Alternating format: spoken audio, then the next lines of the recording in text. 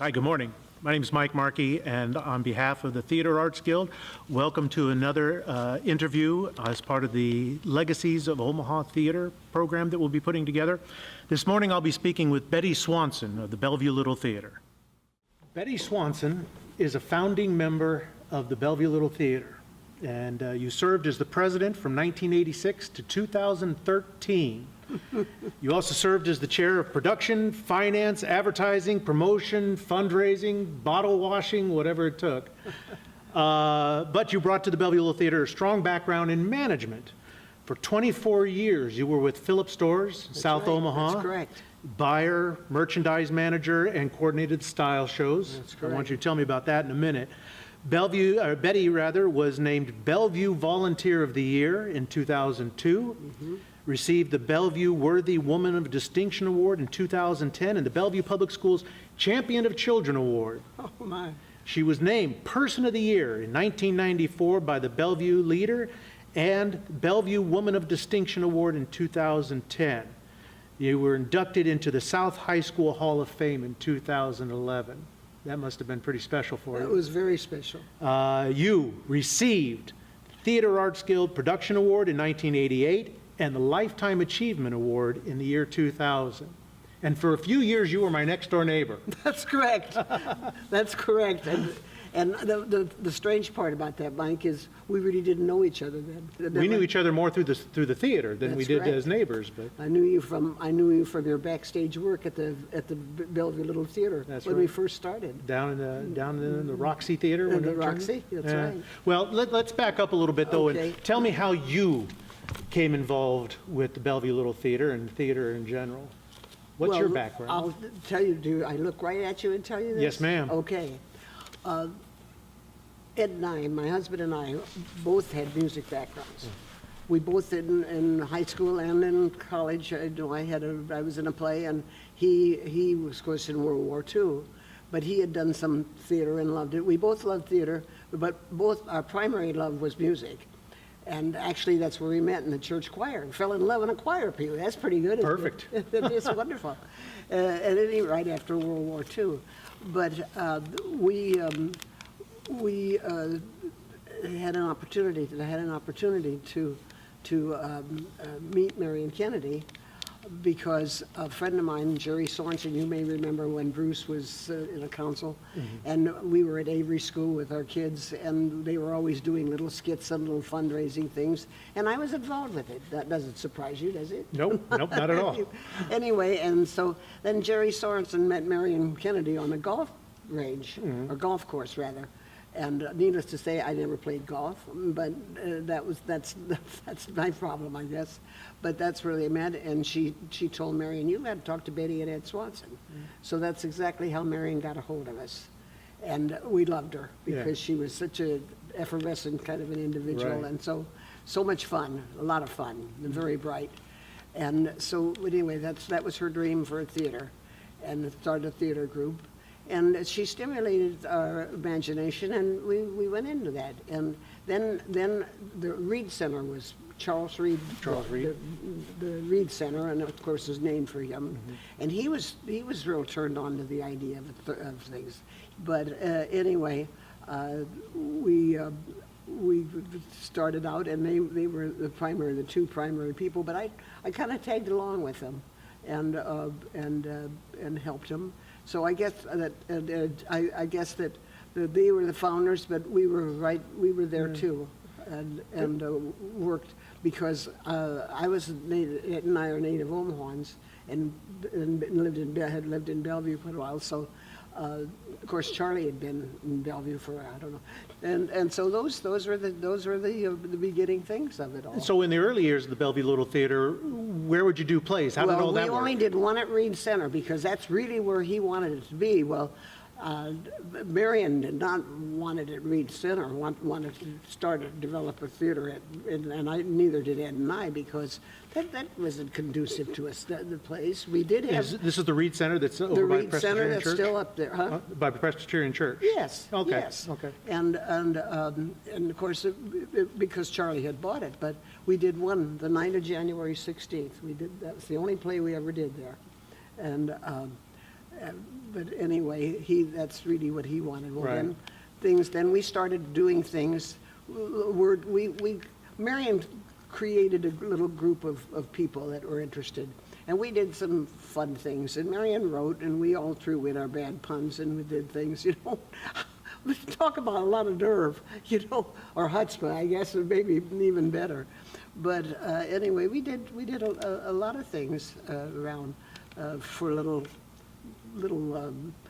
meeting here and this there, and then we had where was our we did have a major fiasco. That was in Norfolk, Nebraska.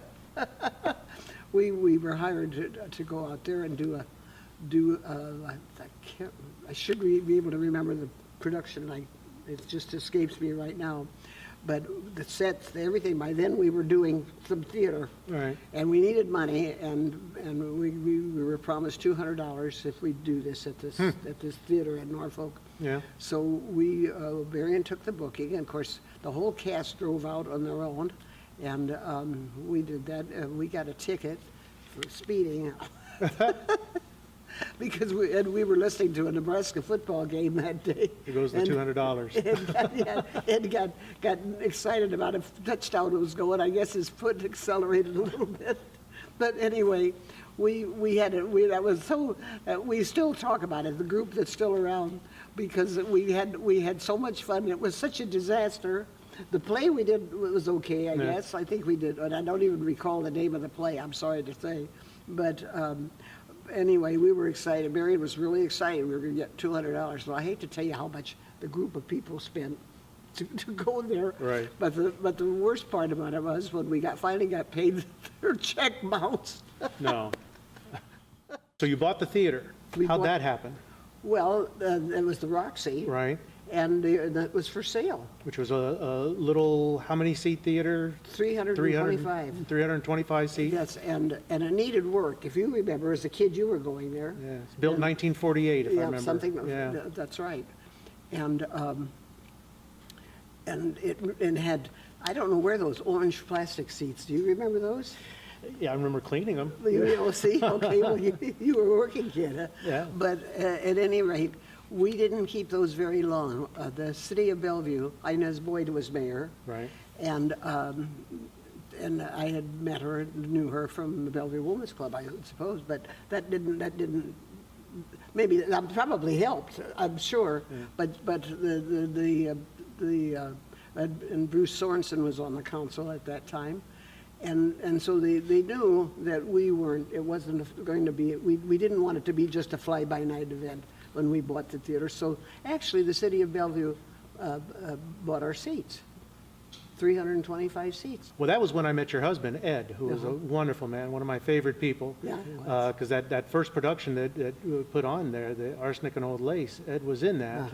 And that was really a fun production for a high school kid anyways. Yeah, I'm sure it was. And working on that, and that's how I got That's involved. interesting that you remember that, because quite frankly, until you told me, I'd forgotten that Arsenic and Old Lace was the first show that we did. Yeah. I worked with the theater that summer. Well, your mother was a good friend of Marion's, wasn't she? Yeah, they're my dad and Colonel Kennedy served together in the Air Force, and so she knew Marion from that. So that's how I got involved, through my mother, through Marion Kennedy. That's right. Well, that's interesting. And through Bette, through their next door neighbors. Small world. It is. That's right. Yeah. And so that first summer, turning it into a stage, kept me pretty busy. Well, it sure did. It sure did. That it's interesting. It's interesting that you're in this area of work, which is wonderful. Well, you do a good job. That's it. Obviously got a good start down there at the Bellevue Little Theater. Oh, well, if we can claim that, I think that's fabulous. Wonderful. Well, I'm going to ask you a little bit about the theater. Sure. And what sort of operation you have there. And because it is a sort of, how many people sit on the board, for example? There are about 20 people. Okay. And you don't have a paid staff.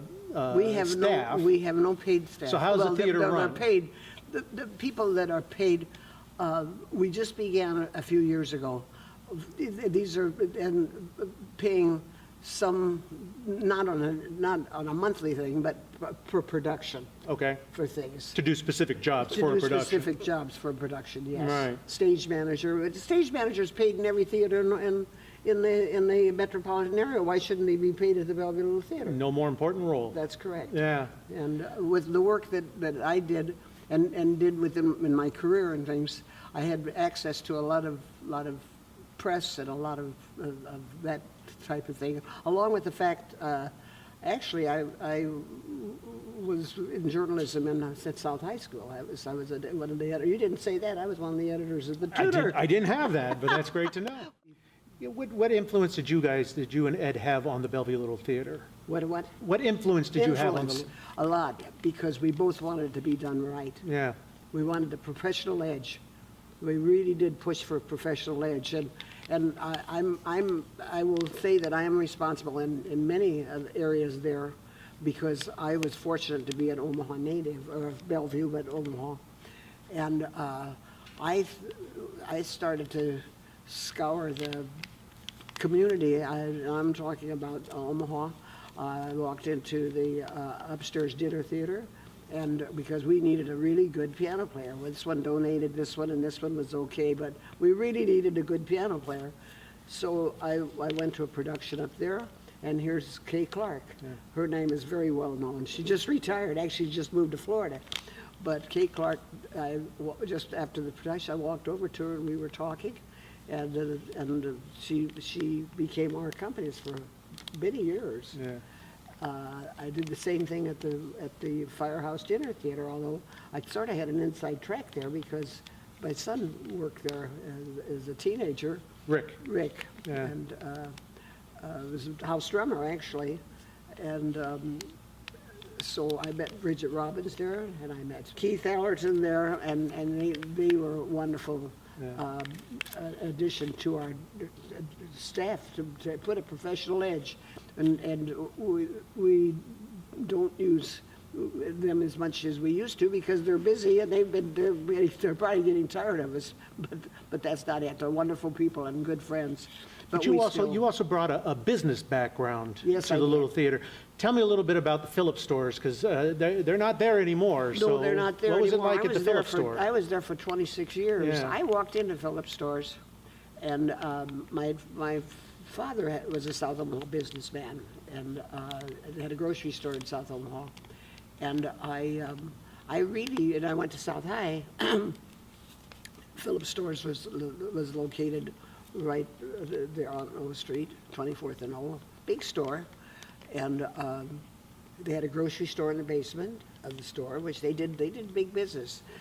Their father, I believe, started it, but Sam and Henry Greenberg were the brothers that ran the store for many years. Yeah. And I walked in there one day. I didn't have a job. I wasn't really looking for a job. But so as we're checking out, this man walks over to me and to us, and he said, "I don't know you folks," but he said, "I'm Sam Greenberg." Well, I'd heard the name, of course, and I said, "Well, hi," and we introduced ourselves, and we talked. He said, "What do you do?" I said, "Oh, I'm not, I really wasn't working." He said, "Why don't you come to work for me?" Just like that? Just like that. I said, Some well, dress. Huh? That was some dress. Well, it was some dress. It was a good dress. So when you retired Yes. from Phillips, That's right. That's when you got involved with the Little Theater Well, a little bit on more. a serious basis. Well, I had You more became time. the president. That's right. And so what did that mean for you? What did that mean for me? Yeah, yeah. Well, that meant a lot of work, but I was not the first, I was about the fourth president, and I was president for quite a few years. You were there for a few years. But I so- really did, I really did continue on to attempt and successfully put a professional edge on the theater, Okay, on all the things that we did, yeah.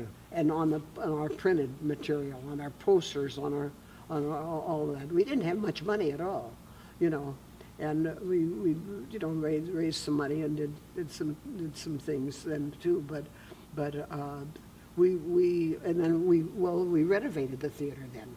That was at the time of the renovation, and then a few years after that, we bought the store next door. The store next door. And enlarged the stage. Yeah. and then they put a green room in the area. Green room, you got fancy. Got fancy. There was very no green room fancy. in the early Well, years. because the green room used to It was be the alley out back. Yeah, that's right. It was the back room. That's right, that's Yeah. right. So yes, that was, and then. The renovation, I'm sorry, Then we sold it, then the organ got sold. Right, I was going to ask you, when did it, I mean, because when it was first began, there was still a movie theater there. Still had the old carbon arc projectors up that's in right. up in the loft, That's and you right. still had a screen, and you still had the organ pipes and everything right. behind the screen. That's So does right. that all go away with the renovation? No. No. It didn't, but a church in Iowa, but we didn't really use it Mm-hmm. then. There was a time when it would be used, not even during a movie. I think maybe it was used once or something like that for effects, or something like that, I suppose. Well, I was the projectionist in the Yeah. summertime in the early years, and we did bring in a silent movie one time, and I think George Rice came in and played. Tell everybody who George Rice was and what he meant to the theater. George Rice was brilliant. Yeah, He was on the staff at Creighton University. great chemistry professor. Yes, that's Yeah. right. And he was brilliant, and he was really interesting and a lot of fun. He had a very dry sense of humor, and he was fearless. Mm-hmm. He was of course older than me at that time, and he would get on a ladder and go clear up to the roof and do these outrageous things to change a light bulb, Yeah. But he was terrific, and then he became our treasurer Right, too. for a long time. And we used to laugh. He was the only one on the board that could really. No, that's not really true.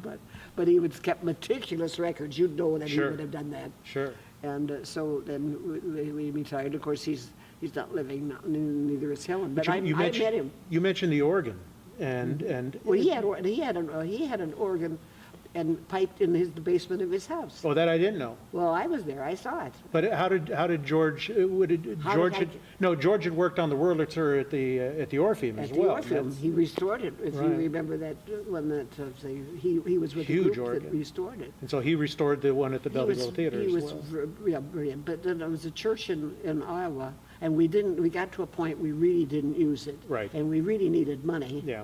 And so we had an offer to sell it, and we did. And so it gave us some more room too, Yeah. They gave you some backstage space. That's right. And Yeah. it worked fine. It worked fine for the church. They needed an organ at a good price. Yeah. And it worked fine for us because we could use the money. Became more of a theater. That's yeah. right. It Yeah. became more of a theater. And Yes. and the projectors? And the projectors are still there. The projectors are still there. I haven't been up there for a while, so I'm not sure. I don't make those steps too easily. Well, yeah, it's a ways up there. Okay, so, and George was a wonderful man. Did all of his work down there at night. Oh, yes. He and his assistants would come in, and they were like elves doing their work overnight. He would come, when he first began, I think I told you that his wife, that's how he met George Rice. I sang on the Right. same group, Yeah. and she volunteered him, and bless her heart, Helen Rice volunteered him, and she didn't see him for 20 years. No, it wasn't that long. No, I mean, he was there a lot, and he was a fabulous asset. I can't even attempt to tell you how much work he did and how much we appreciated him and how we Yeah. all really, really loved him. Yeah, no kidding. So, the work that he and a lot of the other folks that have been with the theater for a number of years, you mentioned the renovation. What's the operation like there now? What I'd is say it it's like at the pretty Bellevue good. Little Theater? It's pretty good. I think it's very good. Dr. Roche, Dr. Ted Roche, Edward Roche of the Med Center has been our president now for a couple of years. No, not more than a couple of years.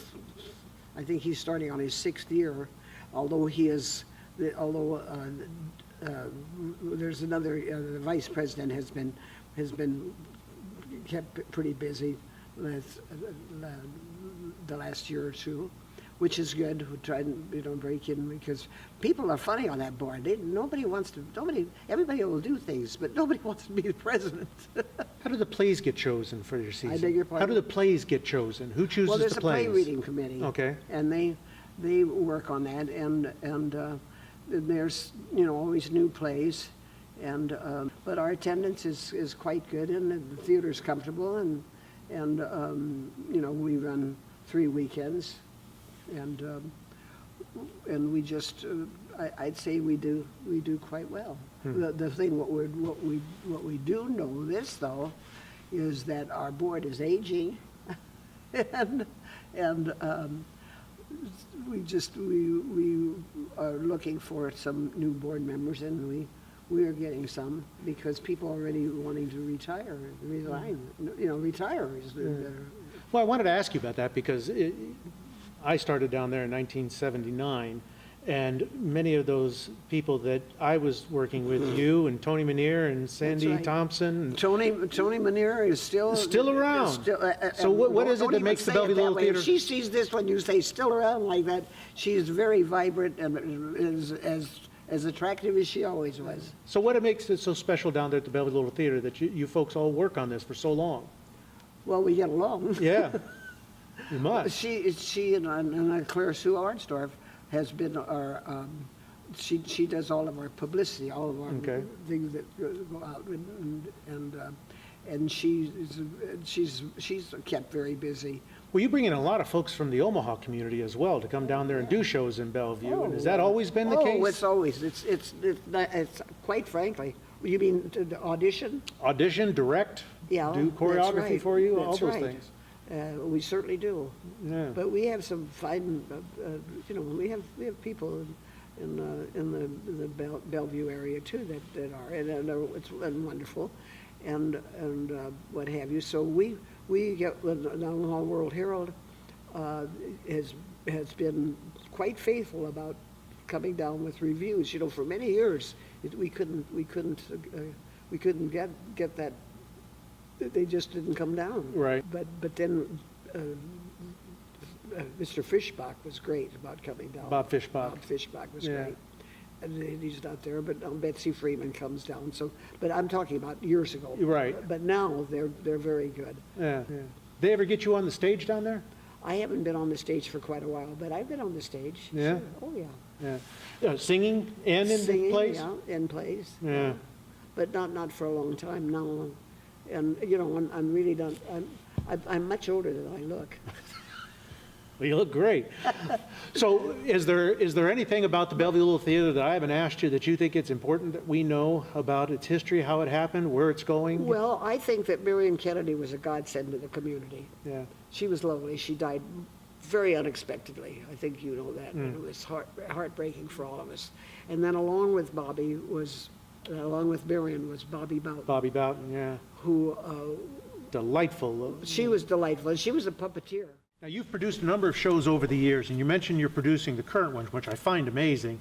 But, that's one of the differences between Bellevue Little Theater and a lot of other places. People from the board take turns producing different shows. That's how you run the operation down there. So what does a producer for a show do? Produce? Well, when you say people on the board take turns, there's just a couple of us. Yeah, well. Okay. We're responsible. Well, first of all, the committee is responsible when the play is set. They order the play. They do all of that work. But then it's up to the producers, individual producers, to get the production staff. I am fortunate that I've had through the years really wonderful directors. That's where I had Keith Ellerton. I've had Bridget. Matthew Pyle. Matthew Pyle. You know Matthew Pyle. We did a couple shows together. That's yeah. right. That's right. He's wonderful. Any other important past presidents of the Bellevue Little Theater we should talk about? Well, we talked about Ed. Yes. We certainly can't miss Curtis Leach. Curtis Leach was military originally, and came and volunteered at the theater to work in he worked in our light booth, and taught school, and then became a member of the board. Lovely. Everyone loved Curtis Leach. And he was such a good president and such a fine actor and fine singer. I'm sure you've probably A little bit of saw it. everything. A little bit of everything, but he really was wonderful. Yeah. And he was the president for a term, and unfortunately we lost him just this past year or so, and it was devastating because he was a really good person. Gave wonderful and service. Yes, he was. He would help Julian Adair with her Christmas. He was always Santa Claus. She would Julian Adair rented the theater for her dance group. Yes. at Christmas time. And he was always, of course, Santa Claus, if you remember Curtis. You've got to He have was a good portly, Santa you Claus. know. Sure, yeah. So we missed him. If I missed anything, is there anything about the Bellevue Little Theater that we should know? The one thing that you should know is that we work hard to do the best we can. And we do, I think we do a good job. There are, unfortunately, a lot of us are getting up in age, and we're going into our 50th year. Coming up on it, that's Coming right, up on yeah. it. And I've been there all the time. And you mentioned Sandy Thompson. Yeah. Sandy is sort of retired right now from the board. She's had some health problems, but we miss her because she produced for many years. And I did after it became easier for me when I retired, because there's no way in the world you could produce a show and work. You don't have a full-time job, No. because that's a full-time job. But at any rate, I think that the group of people that we have are so dedicated and get along so well, and have the same focus towards doing the best we can. I mean, it's not a schlock operation. And sometimes if it comes out a little schlocky, that's just a mistake, but it really, we're proud of our work. It's off to a good start. I talked to a what? Off to a good start. It's off to a good start, and I hope it goes off to a spectacular finish. Bellevue has a wonderful thing going for it, including the Bellevue Little Theater, and I thank you very much for coming and talking with us about it today, and good luck with the show that you're producing. Thank you very much. I hope I Betty. see you there. I'll be there. Thank We'll see you then. Bye-bye. This has been an interview with Bette Swanson of the Bellevue Little Theater. On behalf of the Theater Arts Guild, I'd like to thank UNO and Steve Williams. I'd also like to thank Courtney Sidzik and Rick Goebel for helping us out here today. Ryan LaHood has been our videographer and will edit this down. And I'd also like to thank Amy Schindler from the UNO Archives for helping to put this project together.